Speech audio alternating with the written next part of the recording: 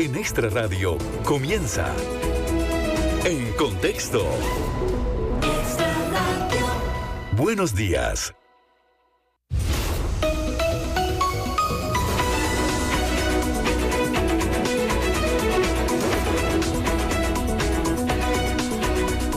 Oyentes, ¿qué tal? De nuevo para todos ustedes los buenos días.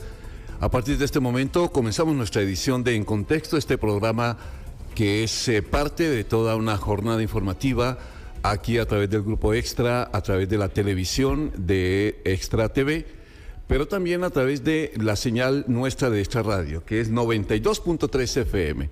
Para que ustedes estén con nosotros esta mañana, toda la mañana informada, desde las 5 de la mañana, cuando comenzamos con Desde Buena Mañana. Y terminamos al mediodía, solamente hay un break, un pequeño espacio para recargar baterías a las 8:30 de la mañana y después ya, a partir de este momento, con toda la información, porque hay muchas cosas que queremos entregar para ustedes que están en desarrollo en este momento, principalmente como consecuencia de las lluvias de las últimas horas en el territorio nacional, toda la emergencia que se ha generado para unas comunidades en la zona de Punta Arenas, por ejemplo, pero también lo que está pasando con Cambronero, las carreteras a esta hora de la mañana, lo que está pasando con los estudiantes, las escuelas que tomaron la decisión hoy de no enseñar, de no ir a clases, producto precisamente de esas inundaciones. Así que hay muchas cosas para compartir con ustedes a esta hora de la mañana. ¿Y usted, Lorena, qué tal? ¿Cómo amaneció? Ya, óigame, ¿cómo amaneció? Ya estas horas que caramba. ¿Cómo desayunó? Todo bien, por dicha. Aquí la vamos. La costumbre de las 5 de la mañana. Sí, aquí vamos. Para los que vienen amaneciendo, bueno, ¿por qué no? Tal vez algunas personas que tienen el chance de levantarse un poquito más tarde, que entran a trabajar después del mediodía. Bueno, aquí estamos también para hacer el repaso informativo con ustedes. Quizás no se despiertan a las 5 y no está con nosotros desde Buena Mañana, pero aquí están a las 10:30 también para actualizar, para repasar lo que ha sucedido durante la mañana. Y en efecto, estamos con la expectativa porque la Comisión Nacional de Emergencias anunció hace un ratito, de hecho, que va a haber una conferencia de prensa. El anuncio fue a eso de las 9:20 de la mañana. La conferencia de prensa será a las 11 de la mañana allá en la Comisión Nacional de Emergencias, en la sede, así que estaremos pendientes para los diferentes anuncios que se puedan dar. Había una conferencia a las 10 de la mañana en el Ministerio de Educación Pública, otros temas, pero nos estaban diciendo que iban a empezar puntuales. Claro. Pensaríamos que es para que el ministro pueda trasladarse hasta Pavas, hasta la Comisión Nacional de Emergencias y poder dar ahí una actualización. Estamos a la espera también con el ministro de Obras Públicas y Transportes. De hecho, ya vamos a hacer el contacto con Maricruz Brenes, porque ella está en la zona de Cambronero, que fue donde se dio el deslizamiento. No está tampoco el ministro por ahí, entonces bueno, estaríamos entonces a la espera. Bueno, y estamos pendientes también, Ernesto, hay una emergencia con 1,000 montañistas, se calcula 1,500 montañistas en el Everest. Quedaron encerrados en una tormenta de nieve, tormenta en medio de la montaña del Everest. Están rescatando, estaban hablando hasta ahora de unos 300 que ya han sido sacados de la zona. Pero vamos a tener esa información cuando estemos con el mundo. Bienvenidos entonces, 10 de la mañana, 35 minutos. Entender cada noticia, comprender sus orígenes. Aquí ponemos todos los hechos en contexto.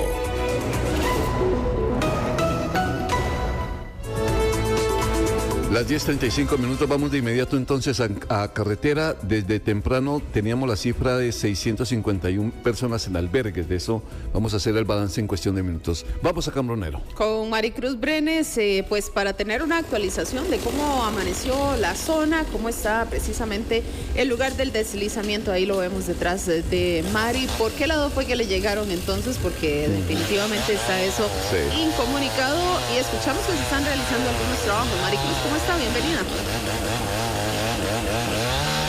Buenos días, compañeros, qué gusto saludarles a ustedes, a quienes escuchan y también, por supuesto, quienes nos acompañan a través de la señal televisiva. Para llegar hasta acá nos vinimos por la ruta 27. Es necesario explicarles que hay dos controles de tránsito. En el segundo control ya es donde definitivamente no se está permitiendo el paso a cualquier tipo de vehículo, llámese liviano o pesado. En el primer control todavía puede pasar los vehículos livianos, sin embargo los pesados tienen que irse por la ruta 27. Entre estas rutas alternas también viene a estar la de Piedras Blancas, que comunica con San Ramón y viceversa, por supuesto, para que puedan pasar y para que puedan transitar tranquilamente.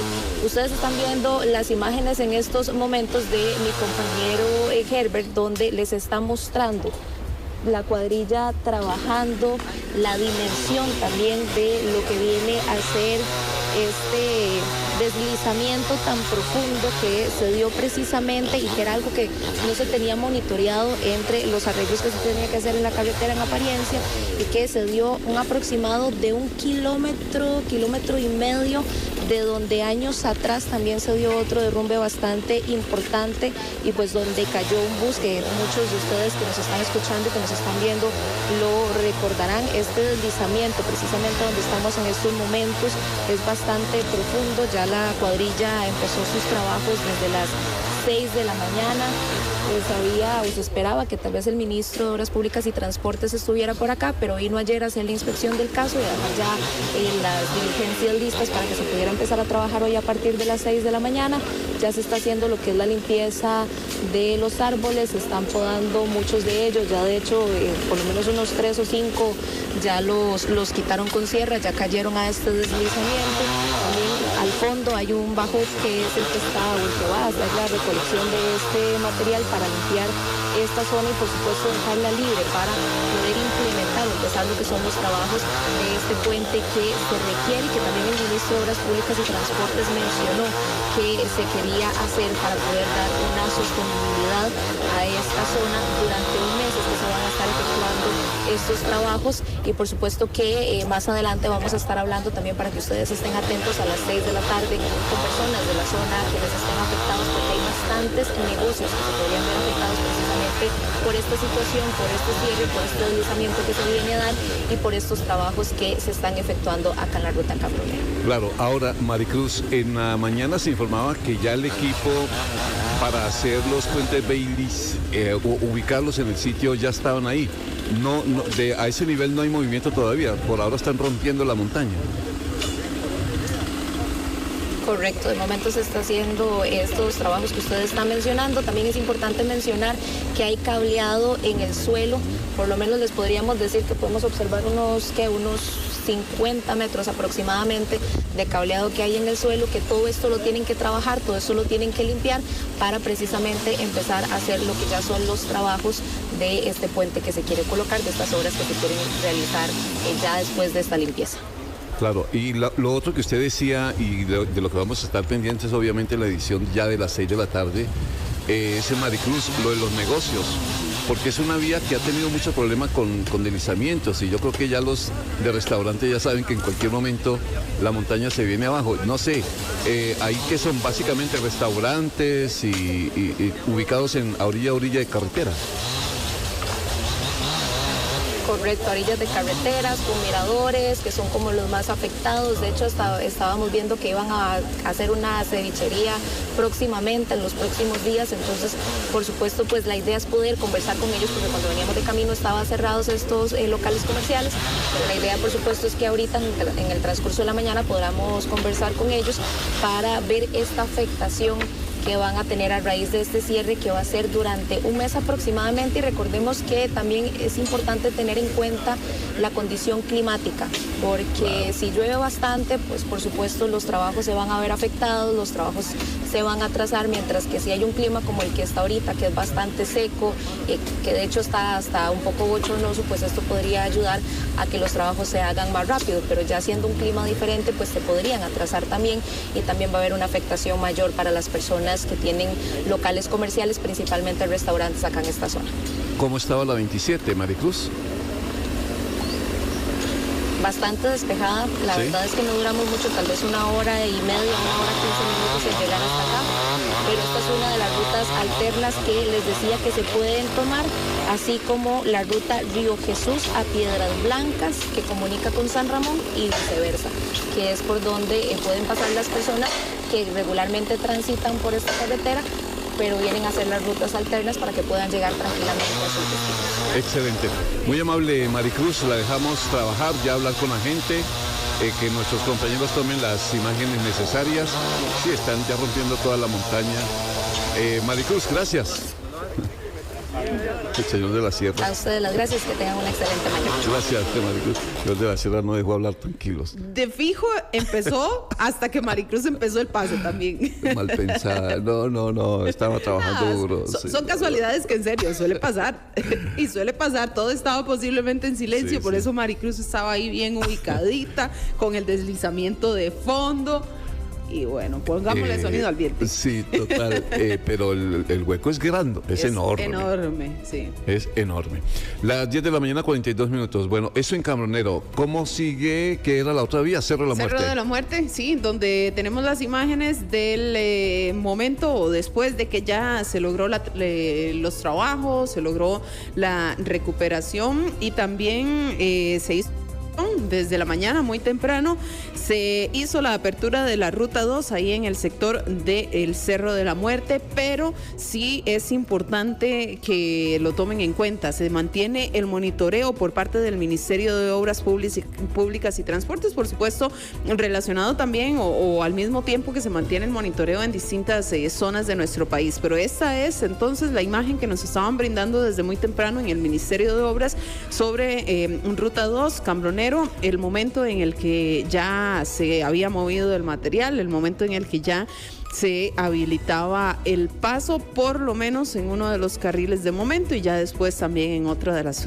zonas donde inclusive ya la maquinaria se había podido hacer a un lado. Así que pendientes, porque ya suelos saturados y demás, creo que esto lo escuchamos constantemente, Sí. pero siempre es importante recordarlo. En cualquier momento, en esas zonas que ya son sensibles o vulnerables, pues puede haber algún cierre en otro momento. La parte mala, Lorena, es sincera de mal agüero, es que va a volver a llover duro. Sí, lamentablemente. Está De hecho, muy qué nublado. bueno que ahí, por lo menos donde estaba Maricruz, ¿verdad? Tenían el chance Sí. de empezar con los trabajos. Bueno, y a propósito entonces de estos temas, decíamos ahora, estamos pendientes de actualización de la conferencia de prensa. El presidente de la Comisión Nacional de Emergencias, don Alejandro Picado, nos decía que había una reunión en horas de la mañana.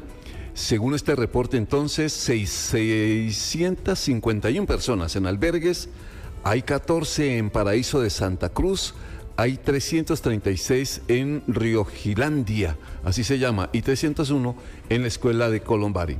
Hablamos no solo con el presidente de la Comisión Nacional de Emergencias sobre esta situación, de hecho, que es la que hemos sido testigos desde el fin de semana en esta región del país, allá en Barranca de Punta Arenas, sino también el hecho de que en las escuelas se suspendieran las clases, y vamos a esperar el reporte. Sí, obviamente que esto dependerá mucho del comportamiento de las lluvias, en el sentido de si se restablecen o no las clases a partir de mañana.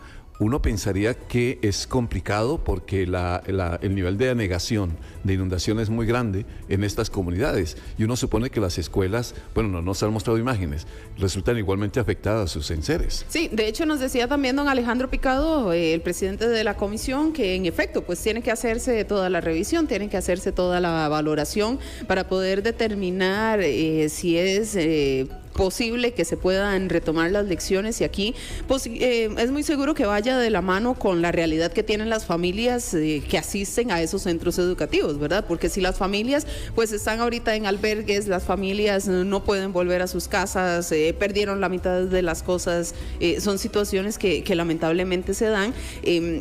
También difícilmente va a poder habilitarse un centro educativo y todas las personas pues van a poder ir nuevamente a los centros educativos, tanto para los estudiantes como para todo el personal docente. Bueno, y también el otro reporte nos lo entregó la Dirección Nacional del Sensinay, que dice que se está prestando todos los servicios esenciales en todo el territorio nacional para salvaguardar la atención de las poblaciones que han resultado afectadas. No hay afectación en los servicios que brinda la institución. Los programas de entrega de alimentos y leche en polvo continúan a pesar de las condiciones climáticas. Velamos, dice, porque ningún usuario se quede sin comer, dice doña Marianela Rivas Fallas, que es la directora nacional del Sensinay. Así que, por lo menos a ese nivel, Lorena, no hay una afectación hasta el momento. Lo cierto es que vamos a esperar esa conferencia de prensa, lo que suceda en la Comisión Nacional de Emergencias, para que nos informen esta mañana de cómo están las cosas a nivel de carreteras, a nivel de educación, a nivel de esa prestación de salud y obviamente la amenaza de más lluvias durante las próximas horas. Las 10 de la mañana, 47 minutos. En Contexto, esta es la actualidad y sus protagonistas. Los protagonistas los lunes son, Lorena, lunes de política. Los políticos. Así es, y analistas políticos también, que ya les traemos diferentes temas. Bueno, ¿cómo está doña Katia Benavides? Muy buenos días, ¿cómo amaneció? Hola, muy buenos días, un gusto en saludarlos aquí iniciando semana como corresponde. Muy bien. Ahora los políticos tienen que andar con mucho cuidado cuando manejen, cuando guarden el carro. También si se toman unos traguitos, sí. ¿Verdad? Pues ¿tiene parqueo, dice usted, don Henry? No, es una referencia así general. Tener cuidado en el parqueo todo. Con no chocar a alguien.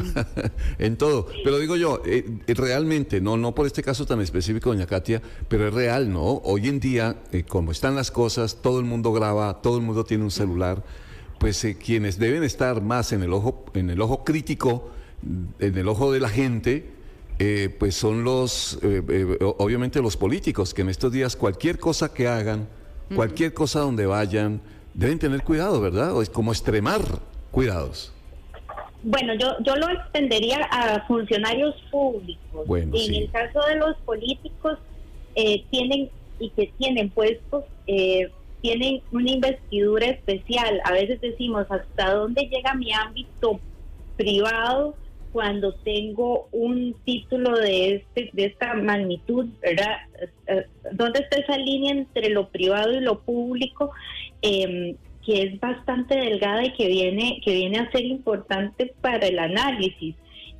Sabemos que ahora casi que todo es público, ¿verdad? Las redes sociales generan una exposición muchísimo más visible de lo que eran en años anteriores, y vemos como un evento, ¿verdad?, de cualquier magnitud, ya sea bueno o malo, puede hacerse viral, como decimos popularmente, en las redes sociales en cualquier momento. Bueno, y lo otro, doña Katia, esta mañana cuando estábamos preguntando sobre qué ha sido tendencia, le preguntábamos a nuestros compañeros de Digital, y obviamente que hay dos diputados,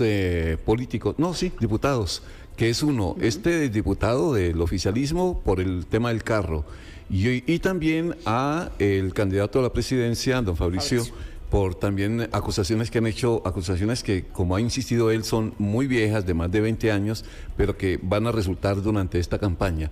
¿Eso va a ser, entre comillas, doña Katia, casi normal en toda esta época?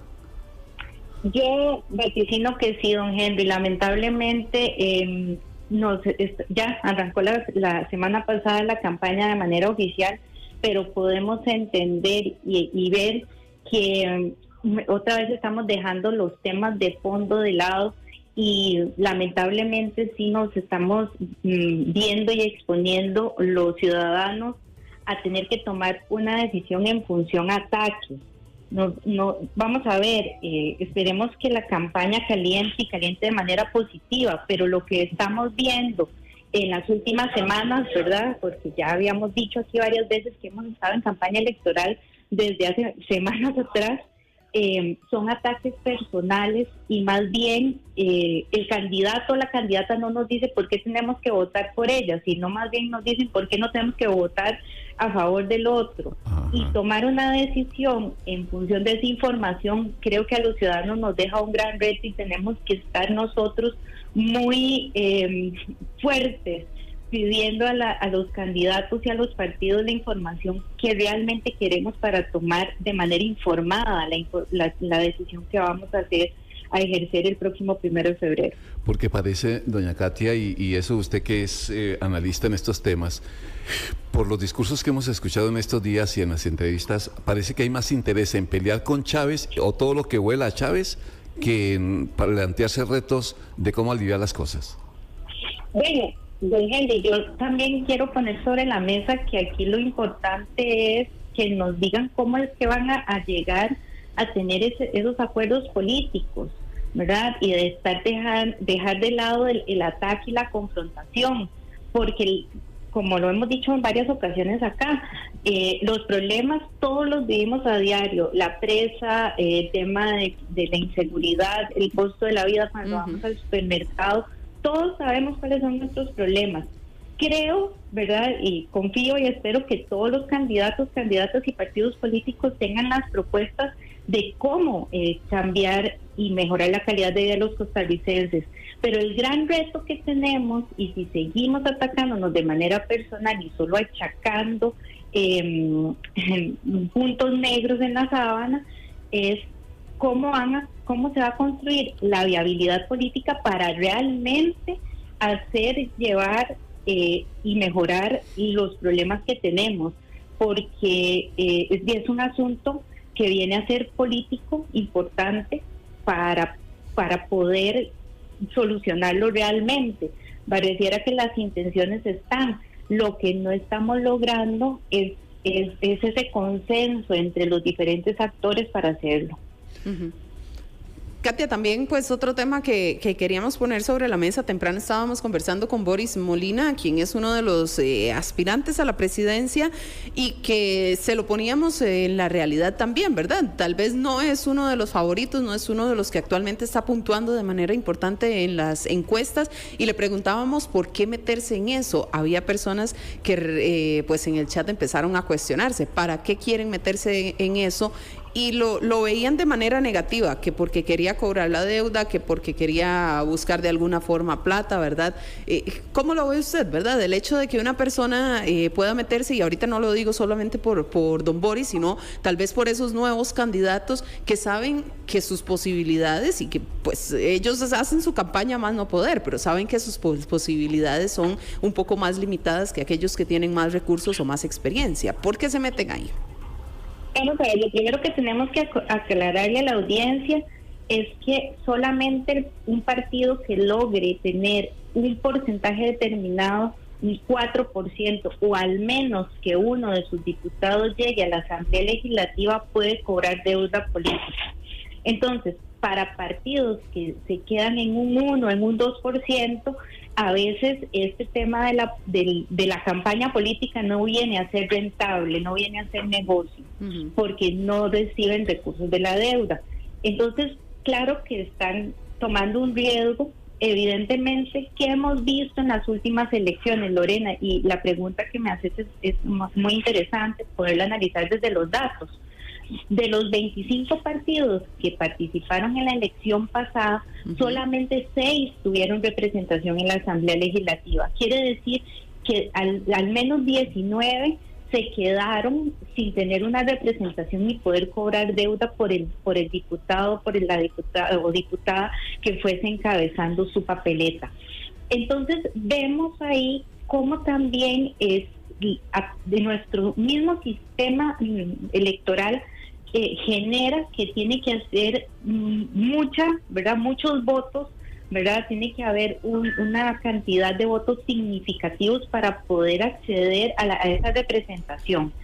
¿Qué es lo que pasa acá con estos partidos? Que también hemos visto como un fenómeno que ya para nosotros los partidos tradicionales no son el fuerte, que existen y que se abre al tener tanta oferta electoral, se abre la posibilidad de que otros candidatos, candidatas y otros partidos políticos lleguen a acceder al poder, y entonces lo ven como una oportunidad, presentando su nombre, haciendo sus propuestas, pero dentro de un mar de tanta oferta electoral que tenemos los ciudadanos y las ciudadanas, también vemos que eso no impacta de manera directa el abstencionismo. A pesar de que tenemos más opciones para votar, el dato del abstencionismo y este porcentaje no se está variando considerablemente. ¿Qué es lo que quiere decir?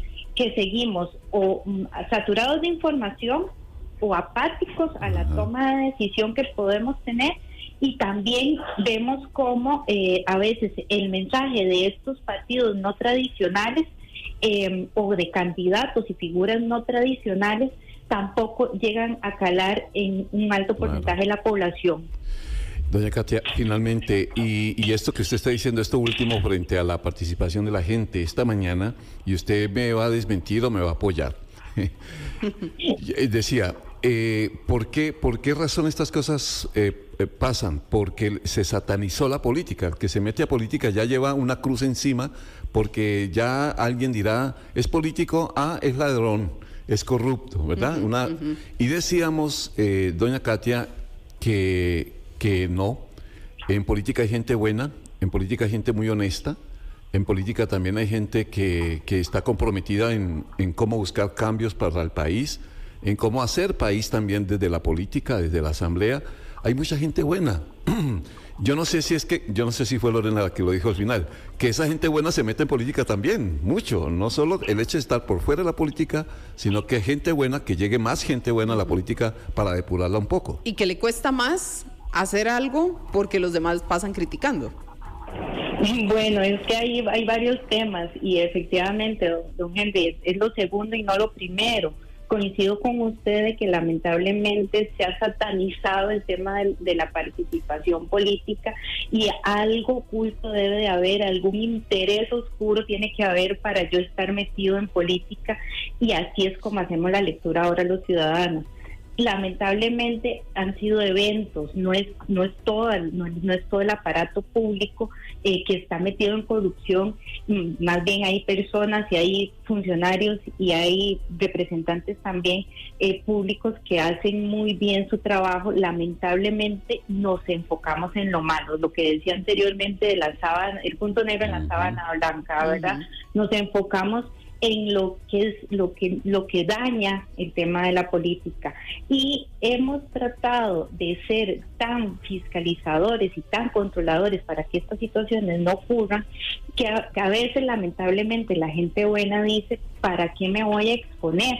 ¿Para qué voy a tener un cargo público si al final voy a terminar con no sé cuántas denuncias, con no sé cuántas demandas, que además lo tengo que sacar de manera personal, tratando de hacer una labor país, porque muchas personas se meten en esto por un tema de responsabilidad con la sociedad y con el país, pero al final de cuentas vienen a veces a achacarse situaciones que lamentablemente, porque algunos sí efectivamente se metieron en esto para hacer algún daño o para velar por intereses personales, no destacamos y no valoramos también el trabajo que hacen las personas por un tema más integral, más colectivo, que a eso es lo que tenemos que seguir apostando, ¿verdad? Yo digo optimista de que efectivamente podamos escoger los mejores representantes que podamos, y que estos casos de corrupción se vayan minimizando a lo largo del tiempo, pero lamentablemente no sucede. Claro. Doña Katia, como siempre, qué bueno conversar con ustedes, muy amable. Y para mí siempre un gusto, y deseándoles una bonita semana. Igualmente. Muy bien. Doña Katia Benavides es analista política, esta mañana con nosotros aquí en Contexto. Dice un oyente, Hernán Díaz, desde que nombraron a Rodrigo Arias nuevamente se propusieron seguir en guerra entre poderes. Para mí fue un error, dice don Hernán Díaz, al 7003-1234, que es ese escenario que ojalá desaparezca, el de la confrontación tan de frente entre todos los poderes. Pero es utópico, es un sueño, pero en política. 4 minutos para las 11 de la mañana, ya regresamos. En cuestión de minutos vamos a hacer el resumen del mundo, pero también, Lorena, tenemos un testimonio del biólogo que fue atacado por un tiburón en Isla del Coco. Don ay, se me olvidó el nombre, Marcos. Don Marcos Hoyos. Marcos Hoyos. Testimonio en segundos, aquí en Contexto. Un muestreo dentro de la ruta y eso nos dice que algo va a suceder. Entonces, nos ha hecho un beneficio bastante importante porque estamos evitando que la gente quede entre derrumbes. A partir del día de hoy se va a valorar si se requiere volver a hacer un cierre en ese tramo específico. Sin embargo, el Ministerio de las Públicas va a estarlo comunicando a través de sus redes sociales y, por supuesto, con los medios de comunicación para que sea masivo a nivel nacional.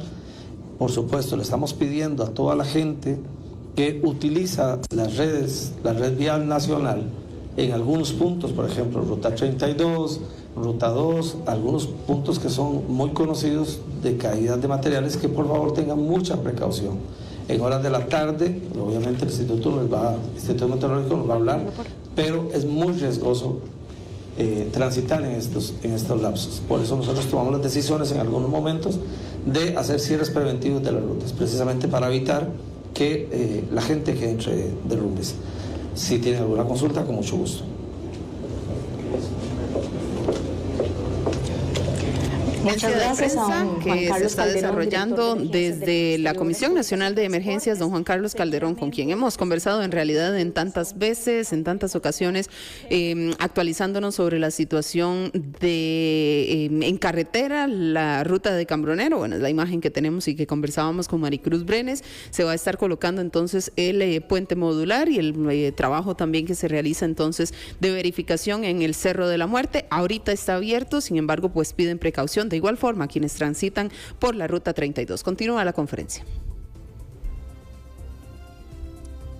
Suspensión de elecciones el día de hoy en las direcciones regionales de Punta Arenas y Occidente, que fueron las más afectadas, las que teníamos el mayor número de reportes el día de ayer, especialmente por unas inundaciones en ciertos centros educativos, y el mayor problema era el acceso que tenían, había mucha afectación en carretera. Pero esta medida se aplicó únicamente a ciertas instituciones de estas direcciones regionales. Básicamente, en resumen, son 6 circuitos de la Dirección Regional de Punta Arenas con 40 centros educativos y un circuito de la Dirección Regional de Occidente con 27 centros educativos. Tenemos, como lo dijo muy bien don Alejandro ahora, 2 centros educativos como albergues, que es la Escuela de Riojalandia en El Roble y la Escuela Augusto Colombari en Barranca de Punta Arenas.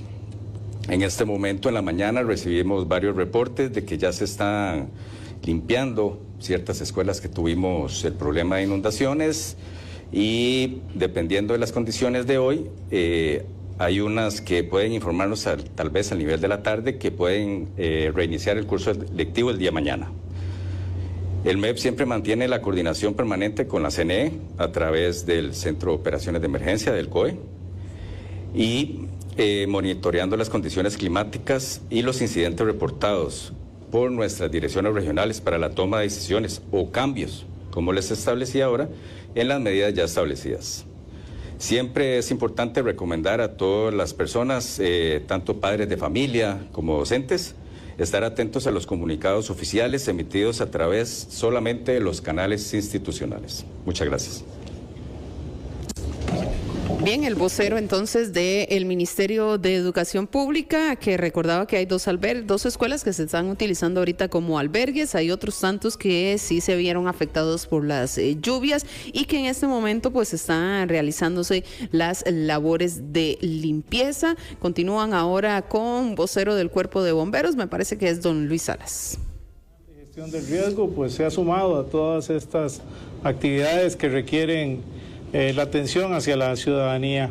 Principalmente las labores han sido de evacuación, esto ya señalado acá por don Alejandro y todos mis compañeros, en lo que es la Gran Chacarita principalmente, y además recordemos también la lamentable noticia del fallecimiento de las personas en San Ramón. También en nuestra unidad operativa de rescate hizo ahí también un trabajo en conjunto con los compañeros de Cruz Roja.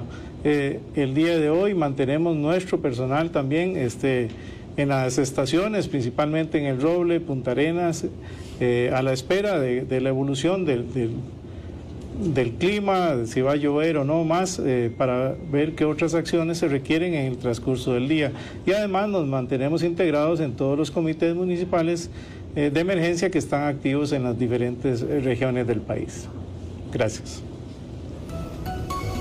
Don Luis Salas, del Cuerpo de Bomberos, la actualización. Ahorita pues no están realizando mayores trabajos, por ejemplo, lo relacionado anteriormente o en estos días con el rescate de las personas, que era de hecho pues la imagen que también tenemos en este momento, el trabajo que han estado haciendo, ayudando a sacar a las personas de sus viviendas. Continúa ahora la Cruz Roja costarricense también entregando el reporte.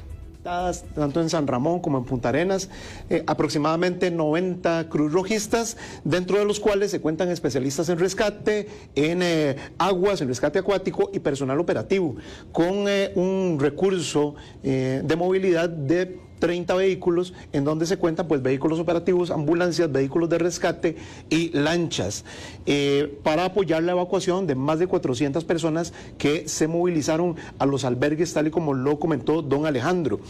En este caso, la Cruz Roja costarricense mantiene una política de preparación y prevención en donde preposiciona recursos de acuerdo con los pronósticos que nos brinda el Instituto Meteorológico Nacional en las posibles áreas afectadas. Y además pues ha venido entrenando a su personal en los últimos días. Más de 40 cruzrojistas han sido capacitados en rescate de aguas en movimiento, fortaleciendo la capacidad de respuesta por las características con las que cuenta nuestro país. Se mantiene el monitoreo constante para preposicionar recursos y para tener una respuesta rápida en donde sea necesario, tanto como en el personal regular de atención prehospitalaria como con personal de respuesta de unidades especializadas en diversos tipos de rescate. Siempre mantenemos las recomendaciones a la población de evitar pues cruzar ríos, quebradas o zonas inundadas, aunque parezcan de poca corriente. No se acerque a las márgenes de los ríos, por favor, taludes o zonas con riesgos de deslizamiento. Si habita en zonas propensas a inundaciones, pues mantenga igual una lista con sus cosas, los contactos más importantes, así como los lugares de evacuación rápida y un bolso con artículos personales. Seguir únicamente la información brindada por los canales oficiales del Sistema Nacional de Gestión de Riesgo, desde el comité, desde los niveles comunales, regionales, municipales y nacional. Reporte cualquier emergencia al Sistema Nacional 911 y pues manténgase alerta a lo que indican las autoridades. Bien, vocería de la Cruz Roja costarricense. Este es el recuento desde las diferentes instituciones que se está realizando sobre los trabajos que tuvieron que efectuarse principalmente en Punta Arenas, también en San Ramón, por las lluvias del fin de semana. Fuerza Pública, que también ha sido parte de estas acciones. La Benemérita Fuerza Pública.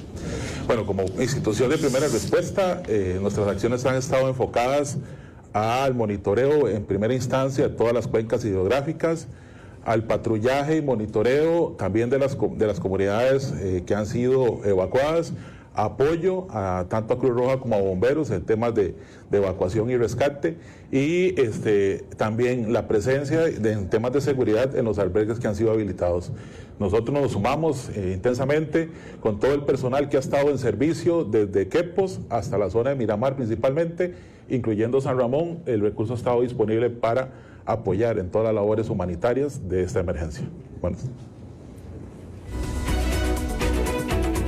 Pública y el trabajo de colaboración que realizan usualmente en este tipo de reuniones que son convocadas en la Comisión Nacional de Emergencias, pues está el presidente, los representantes de las distintas instituciones. Creo que tenemos pendientes de escuchar al Instituto Meteorológico Nacional, que era lo que nos decía don Alejandro Picado sobre, pues de ahí dependía lo que fuera a suceder durante el resto del día, medidas que se vayan a tomar, y me parece que es el vocero del IMN. Por metro cuadrado, entre sábado y domingo, pero principalmente concentrados entre lo que fue la tarde-noche del sábado y la madrugada del domingo. Estamos hablando de unas 18 horas donde se concentró la mayoría de esta precipitación. Hacia la tarde del domingo la lluvia más fuerte fue pero hacia el sector Caribe, sobre todo cerca de Pocora, alrededores de la ERT particularmente. ¿Qué esperamos? Bueno, para las próximas horas la condición de lluvia puede no ser tan severa, sobre todo porque hoy tuvimos la afectación o la entrada de una nubosidad media del Caribe. Eso hace que normalmente los aguaceros en el Valle Central tiendan a verse un poco inhibidos. No obstante, Guanacaste sí es muy probable que tenga aguaceros vespertinos. Y eso, bueno, eso sería como para el día de hoy. Ya para el resto de la semana esperamos la afectación de una circulación, particularmente en la parte media y alta de la atmósfera, que podría exacerbar un poco la condición de humedad y generar precipitaciones más intensas, sobre todo de miércoles hacia el fin de semana. Recordemos que es muy importante, estamos en octubre, es uno de los meses más lluviosos del año, quizá el más lluvioso sobre todo en lo que es Pacífico y Valle Central. Dicho esto, pues el panorama lluvioso no es algo que nos deba extrañar y más bien es importante pues tomar acciones en ese sentido. Además, decir que está la temporada de ciclones tropicales activa y que muy probablemente podamos tener semanas subsiguientes pues la formación de más ciclones que puedan generar alguna problemática. Importante tal vez hacer mención de la onda tropical número 36, que estamos dándole seguimiento, que está inmersa en el Océano Atlántico en este momento, que tiene alta probabilidad de transformarse las próximas horas en un ciclón tropical, pero que siguiendo la trayectoria pronosticada al día de hoy, es muy poco probable que tenga alguna afectación sobre la región centroamericana. Creo que eso sería en resumen lo más importante y bueno, si tienen alguna duda, pues con mucho gusto podemos atenderla. ¿Te quieres ver? Sí. Muy bien. El vocero entonces del IMN también con el pronóstico, esta onda tropical que es la que está pendiente.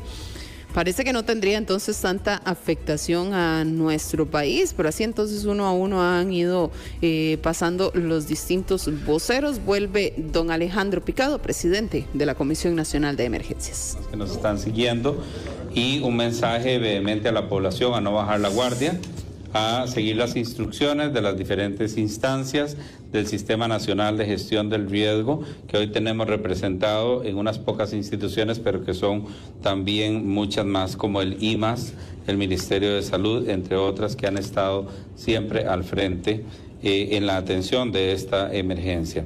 También importante mencionarle a la población que en este momento nos encontramos en el proceso de valoración y evaluación de daños y por ende el proceso lleva una serie de inspecciones de campo con diferentes equipos para poder valorar la infraestructura que se ha visto afectada, y en ese momento, en esa etapa vamos a continuar estos días para poder hacer esas valoraciones de campo. Por supuesto, a las personas que están albergadas les seguiremos dando Texto por Extra Radio. Las 11:34 minutos, ya en la recta final de nuestra edición de En Contexto, dos testimonios que son importantísimos, Lorena. El primero es del director del OIJ sobre el caso de este muchacho, de Kevin Kirby, de 27 años, que ha dado un giro en las últimas horas porque el director del OIJ dice que el carro no era el móvil de este crimen. Bueno, vamos a escuchar lo que dice Randall Zúñiga, el director del organismo de investigación judicial. La sección de homicidios del organismo de investigación judicial realizó el pasado viernes en horas de la tarde y noche un allanamiento a una casa de habitación en la ciudadela María Reina, esto en los barrios del sur de la capital. Esto con la finalidad de determinar si en apariencia este lugar fue utilizado o estuvo en algún momento el joven Kevin Kirby.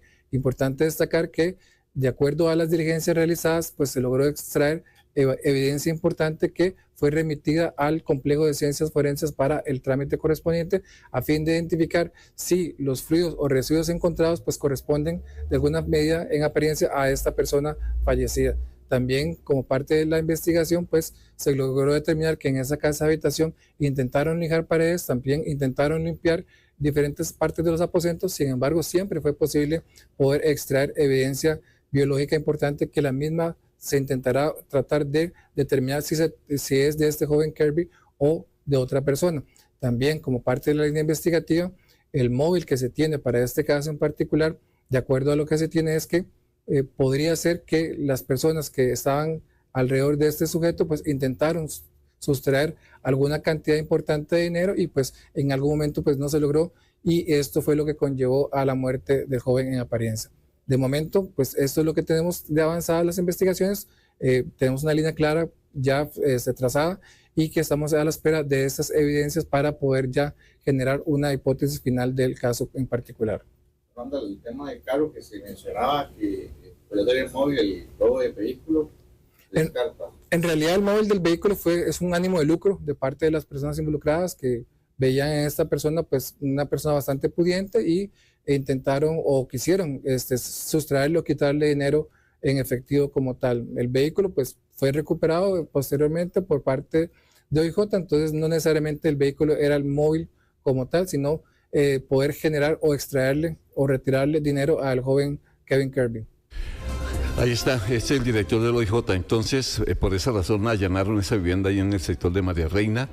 La narración que hace el director del OIJ es que lo llevaron a ese sitio, lo sometieron, intentaron sacarle dinero a través de cuentas suyas y que en algún momento pasó algo y falleció en el sitio donde lo tenían en cautiverio y luego arrojaron el cuerpo cerca del puente. Ustedes recuerdan que estuvimos informando la semana pasada sobre el hallazgo de su cuerpo. Apareció eso fue el miércoles, a orillas del río María Aguilar, allá en Atillo 8. Transmisión que hicimos en su momento desde Buena Mañana. ¿Qué pasó en esa casa? Fue en principio un secuestro, intentaron sacarle la plata, hubo forcejeo, lo mataron. Bueno, ¿qué ha podido pasar en esa vivienda?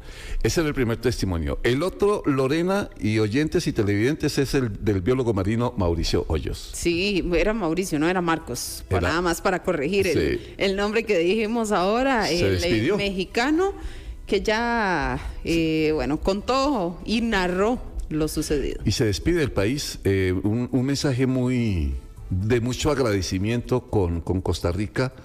También. Ellos conocen sus riesgos, porque cuando conversamos con el otro vocero también, que nos estuvo haciendo el reporte de cómo estaba don Mauricio, nos decía, es que esto es algo que puede pasar y que él va a volver al agua en algún momento. Claro. Nosotros decíamos, después de esta no se vuelve a meter, pero con costo se va a bañar. No, es que es parte de los riesgos que tienen en ese trabajo. Sí, ya saben que eso puede pasar y no es culpa del tiburón tampoco. Exacto.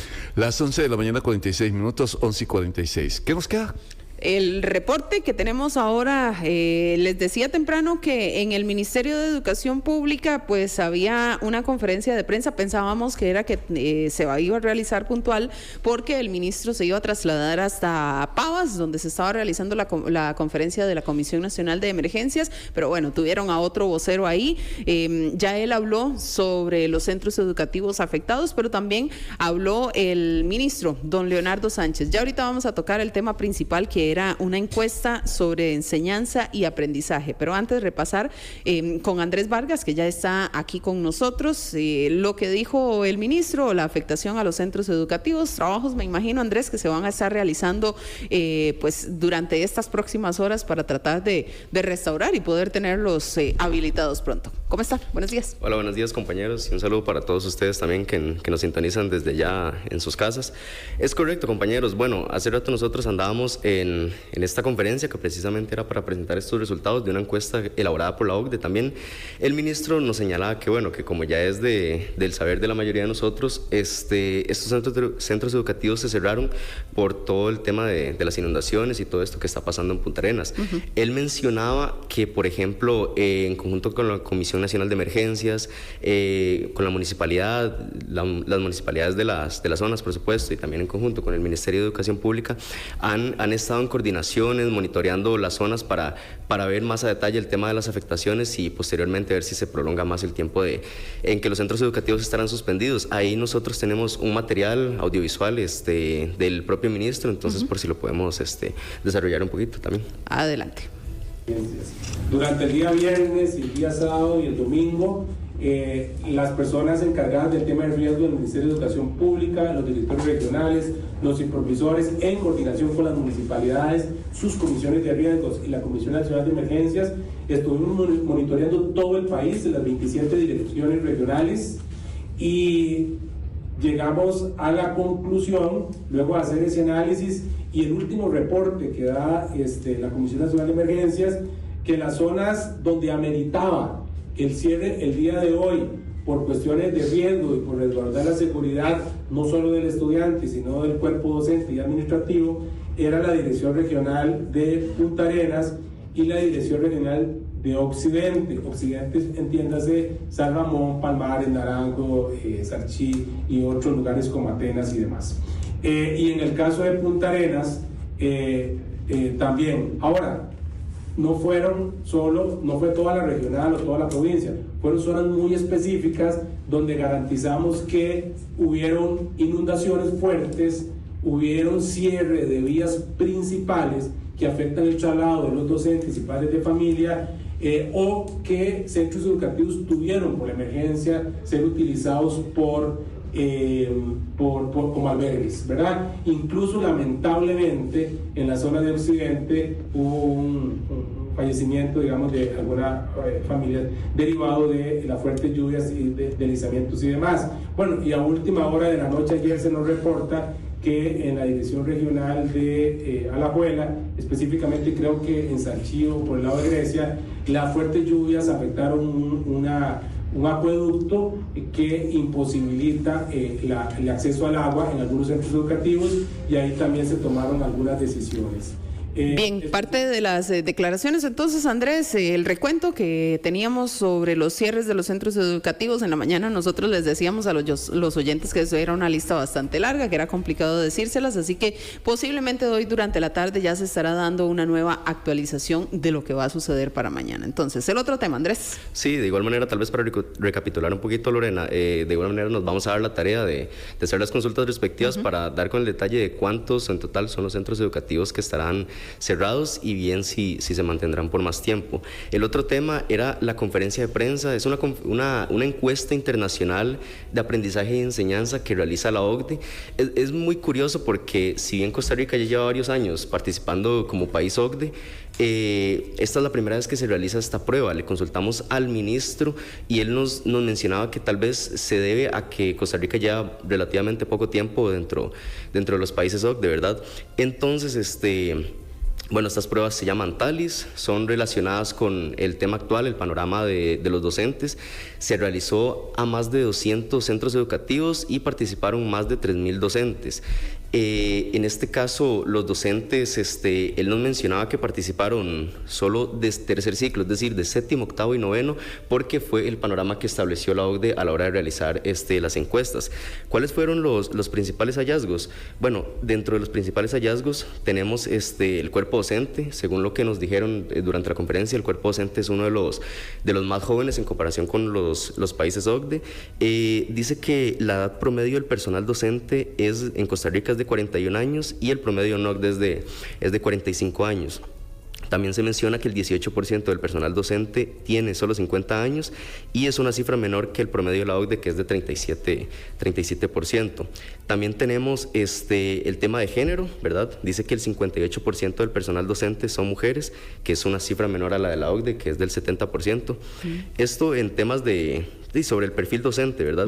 También. Lo que les hacen, perdón, Andrés, ¿es como un examen o es una encuesta de verificar ciertos datos, digamos? Es una encuesta como tal. Digamos, el ministro mencionaba que a ellos la encuesta es voluntaria, ¿verdad? Entonces, por eso ellos tenían establecido una meta. Según lo que nos dijo el ministro, eran más de 3.800 docentes, pero participaron solo como 3.400, si no me equivoco, porque la encuesta era voluntaria. Entonces ellos les realizaban un par de preguntas y con base en eso se daban los resultados.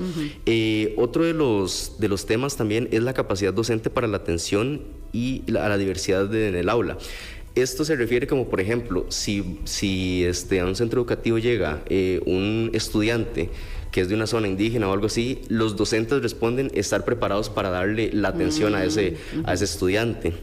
¿verdad? También se menciona que el 57% de los estudiantes, hablando de Costa Rica, sí puede trabajar con este tipo de personal para atender a estos estudiantes dentro del aula. Okay. Otro muy curioso que a mí me llamó es el uso de inteligencia artificial. Dice que el 52% del profesorado afirma haber utilizado inteligencia artificial en su trabajo y que es una cifra mayor al promedio de la OCDE de 36%.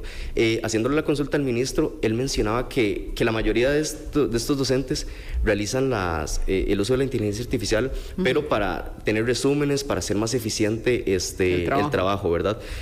Ahorita mismo el ministerio no cuenta con una directriz, ¿verdad?, para hacer uso de esa inteligencia artificial. Entonces, digamos de una manera muy coloquial, los docentes los usan como quieran, ¿verdad? Sí, sí. O sea, no la están utilizando bien. No sé si... O no la están usando mal. Pueden ser los dos panoramas, ¿verdad? No sé si la están usando bien o mal, porque el detalle es que no hay como una directriz. Ajá. Entonces, por ejemplo, a nivel nacional tampoco tenemos una regulación de uso de inteligencia artificial. Entonces, creo que sería bueno tal vez implementar una directriz en los centros educativos, porque, por ejemplo, muchos estudiantes, incluso también eso puede ser parte de lo que señala el Estado de la Educación, las pruebas PISA, que los estudiantes se centran en utilizar la inteligencia artificial y no se esfuerzan, entonces les está haciendo de una manera más fácil el trabajo. Bueno, excelente. Todo eso mañana en Diario Extra. Mañana en Diario Extra y Diario Extra. Y la versión digital, sí, correcto. Muy bien. Gracias, Andrés. A ustedes. Andrés, gracias. A propósito de inteligencia artificial, es que acabo de encontrar, esto está en Infobae, dice, bueno, el titular, los creadores de ChatGPT identificaron 44 profesiones que entran en riesgo por la inteligencia artificial. 44 profesiones. Híjole. Podríamos leerlas mañana, yo creo, al aire. Le adelanto una, dos. Son 44, entonces es larga la lista. A ver, ¿dónde está la lista? Lo estoy buscando, aquí está. Empleados de mostrador. Como recepcionista. Gerente de ventas. Empleados de envíos, recepción e inventario. Wow, no, ya. Todo eso lo puede hacer una máquina. Una máquina. Editores. Desarrolladores de software. Detectives de investigadores privados. Responsables de cumplimiento normativo, etcétera, etcétera. Sí, bueno, tiene que haber regulación en torno a todo. Abogados aparece. Voy a buscar periodistas. Yo no quería escuchar eso. De hecho, tal vez para mencionarlo igual, siguiendo el tema de inteligencia artificial, hace poco salió a la luz un estudio del Índice Latinoamericano de Inteligencia Artificial, ¿verdad? En ese también participa Costa Rica, participan países de Latinoamérica y de Sudamérica. Entonces, no preciso ahorita los datos, pero también lo estaremos trabajando en la versión impresa y en la versión digital ahí para que estén atentos. Se las trae este tema de inteligencia artificial. Sí, totalmente. ¿Nos vamos? Nos vamos. Nada más una información que está entregando el Ministerio Público. Fiscalía Anticorrupción ordena la detención de 7 policías municipales de Heredia sospechosos de abuso de autoridad, incumplimiento de deberes y abuso sexual. Un video grabó cómo los oficiales abordaron con violencia a la víctima pese a que ésta no se resistió a la acción. Información que está entregando entonces desde el Ministerio Público. Gracias, Andrés. Con mucho gusto. Nos dice Julio Pereira en el 7003-1234 ya para cerrar, qué valentía la de ese biólogo, ¿no? La aceptación como le queda a la cara. Felicitaciones a ese investigador del mar. Sí, señor. Muy valiente él. Nos vamos, Lorena. Muchas gracias. 5 en punto. Nos encontramos mañana. Desde Buena Mañana. Adiós.